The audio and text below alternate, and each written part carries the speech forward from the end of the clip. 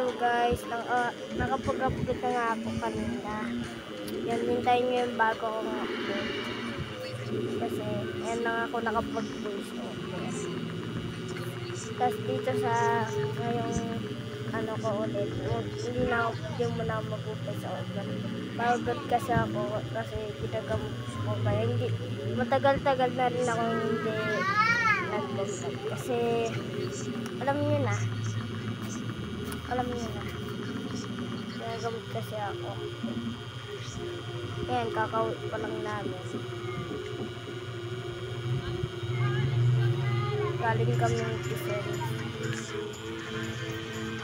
Asigaso. Doon kami na, no?